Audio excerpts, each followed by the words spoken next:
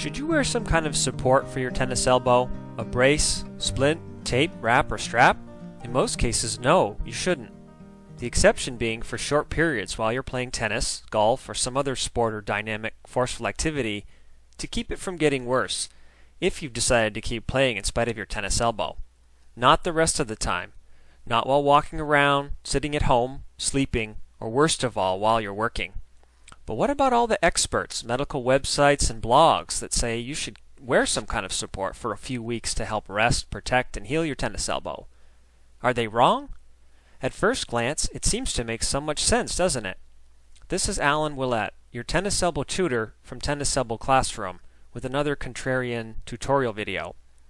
The short answer is this: tennis elbow is simply not the kind of injury that benefits from being bound up and immobilized for days or weeks on end. In other words, it's not going to help it heal. And the more you know about how muscles and tendons heal, the more clear this will become to you, I promise.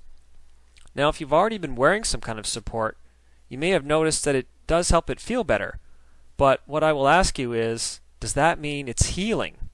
It's very tricky because having less pain and feeling better is one of the ways we can tell that an injury is getting better, isn't it? The problem is, even though there are a lot of things you can do to make your tennis elbow feel better, like icing, resting it, taking anti-inflammatory pills, lotions, creams, and even cortisone shots, all these so-called treatments do is trick you by easing and postponing your pain for a little while. None of them will help you heal. They mask your symptoms but don't treat the cause. And the cause usually gets quietly, gradually worse until the next major flare-up makes you realize nothing has changed, or it's worse than ever. If you've been through this vicious cycle, you know what I'm talking about. If you haven't experienced it yet, well, I certainly hope I can help spare you the frustration. So why then doesn't bracing or supporting your muscles, tendons, or your entire elbow help your tennis elbow heal? If you broke your arm, then you'd have to put it in a cast while the bone was healing, no question. If you sprained your ankle badly, then you'd have to wrap it for a while. No argument there. So what's so different about tennis elbow? First of all, tennis elbow has very little in common with broken bones, or even a sprain. It's not a sprain or a strain, usually. By that I mean there's usually no major tear in your muscle or tendon, in which case you probably would need some kind of brace or support for a while. Okay, but what about the possibility that there's a smaller tear? A lot of tennis elbow sufferers really worry about that, often because the pain is so sharp or relentless. Let me reassure you that the severity of the pain and its persistence has little or nothing to do with it. Just because it hurts like hell for weeks or months on end doesn't mean there's a tear, large or small. Most of the time there isn't. Tennis elbow is a tendon injury, but most of the time the tendons that are injured in tennis elbow are not badly torn in one big, sudden, traumatic event. They get damaged gradually. And the key problem is that tendons heal much more slowly, in part because they have much less of a blood supply than muscles. They heal so slowly, in fact, the biggest risk with tendons is that they don't heal at all. The risk is that they gradually break down instead, which is called tendinosis, by the way. And that's what's really going on in the typical case of tennis elbow. You have a failure of healing, and there's a gradual breakdown and degeneration of the tendon.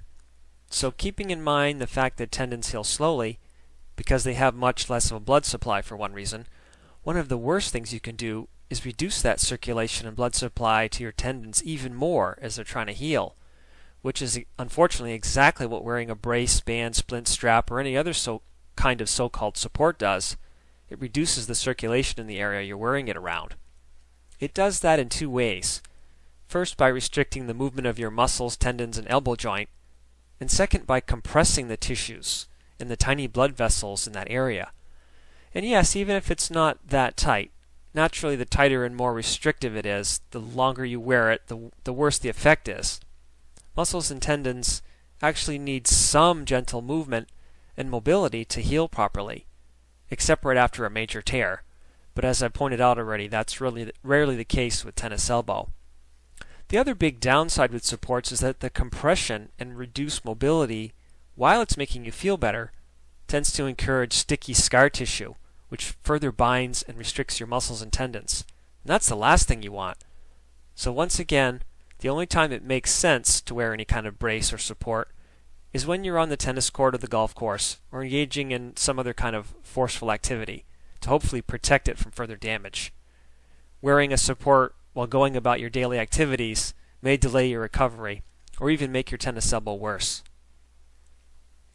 I hope this tutorial was helpful to you, and there's plenty more for you in my tennis elbow classroom. Let me give you the big picture view of tennis elbow and how your healing process really works, so you'll know what to do to help it heal, instead of chasing your symptoms around in a vicious circle with the latest remedy, trick, or empty miracle cure. There are more free videos, articles, and a 43-page ebook, Escaping the Tennis Elbow Triple Trap, you can download for free, all waiting for you at tenniselbowclassroom.com. Best of all, for a small fee, you can get instant access to the full self-help video program I developed for my tennis elbow clients, where I'll guide you through a simple, easy-to-follow, yet comprehensive strategy of therapies, stretches, and exercises designed to break your vicious tennis elbow cycle and heal it 100%. Take the first simple step by clicking the link below to tenniselbowclassroom.com and getting your free PDF ebook and more helpful free tutorial videos. I'd also be grateful if you'd rate this video before you go. Please give me a thumbs up by clicking the like button below if you're watching this on YouTube or a similar site, and please throw me a question or comment below if you have one. Thank you.